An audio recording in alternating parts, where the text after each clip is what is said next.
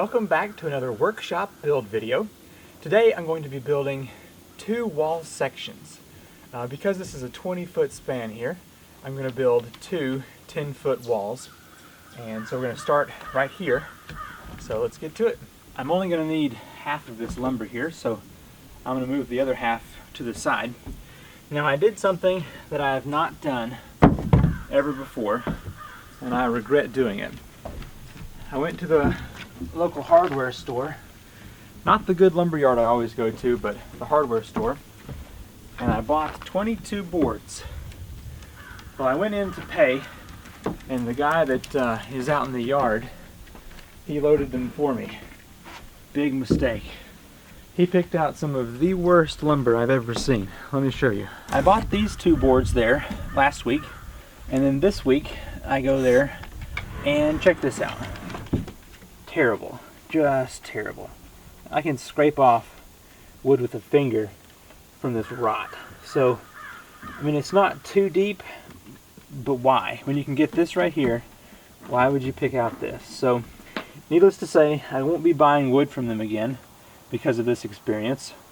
And I'll be going back to the lumber yard that always has the better price, the better wood. The problem is it's 30 minutes out of the way. But it's worth it to have this kind of wood consistently instead of this. So, and not all of them are quite that bad. This one's got a little bit of that rot on it, but yeah, disappointing. I feel like when most of these are left in the sun for a bit, they will dry out, so they're still usable. Now the two or three that are really terrible, I'll probably just use for bracing and then throw them away when I'm done. But so to begin here, I'm going to set out a 10-foot board here. Actually, everything we're dealing with today is 10 foot. So I'm going to set out a board and then use my tape measure, and every 16-inch on center, I'm going to come through here and mark it. 16, 32, 48. Now I have the top and bottom plates lined up here, and to help me guide where the 2x4s are supposed to go, I'm coming off 3/4 of an inch on each direction of the stud mark here of the center, and I'm just making a line so that whenever I go to put the board there, I know, I'll show you here, like that's where the board needs to go. So it's just guides. Now that each place has been marked for a stud, I'm going to flip this up here and then get the first one lined up right up against the edge here. Okay. And then I'm going to be using some 3-inch screws here. At least 2 in each one of these. Oops. Probably put it in forward.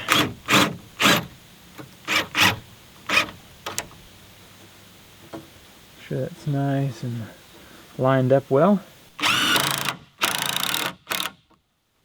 Okay.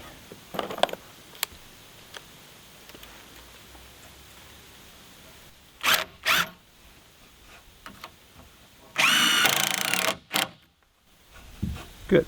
I think 2 should be enough in there.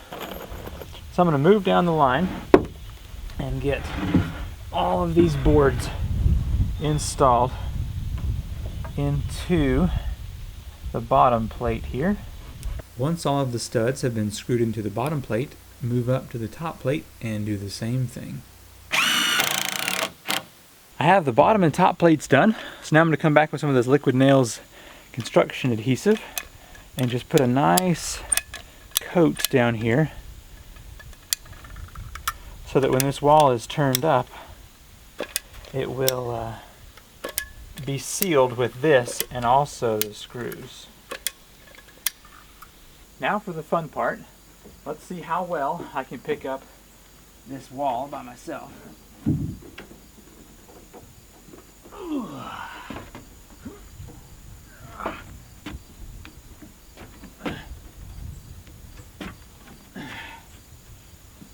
little bit on the heavy side, but not terrible. Now I have to position it right on the edge.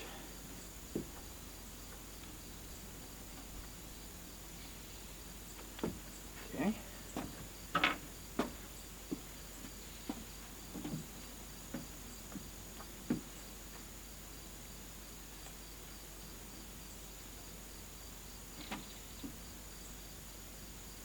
Alright, that is right on the edge. Now, need to plop some screws in there and then get some bracing up.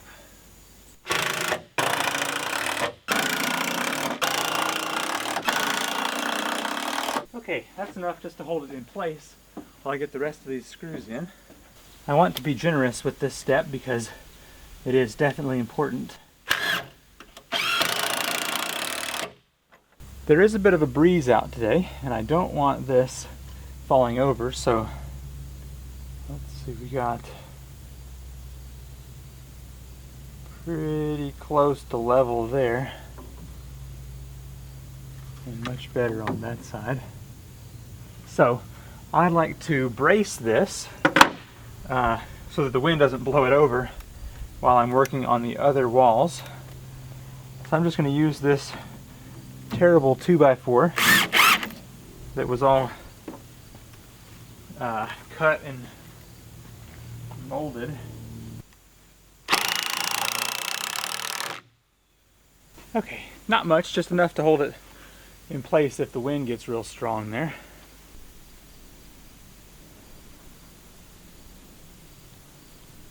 I'm going to step down here and build the other 10-foot section of this 20-foot wall, and I'll show you the final result, and that'll conclude the basic wall build.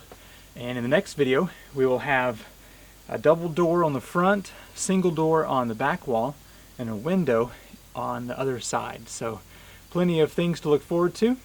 Let me get to work real quick and I'll show you the finished result.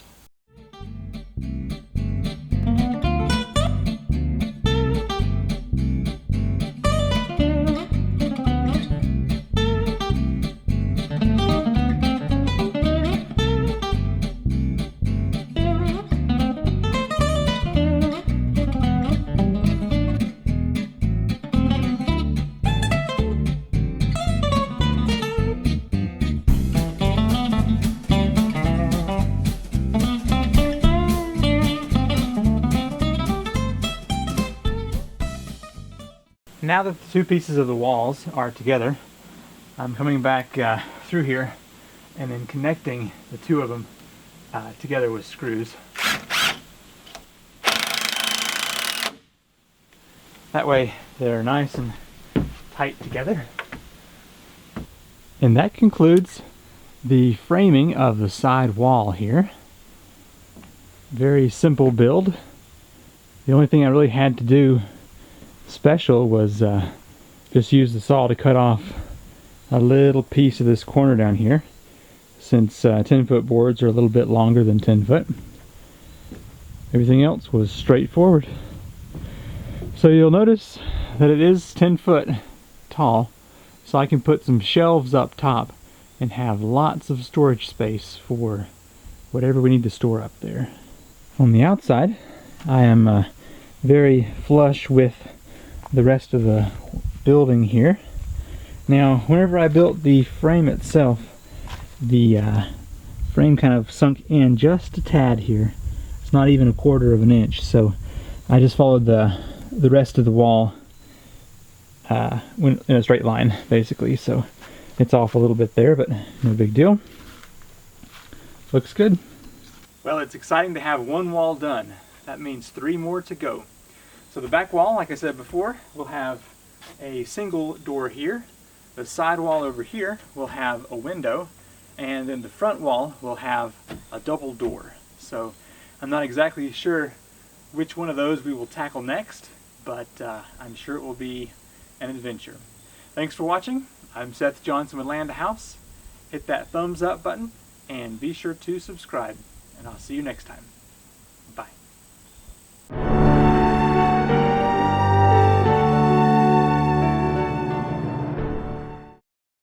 There's one wall done and four more to go.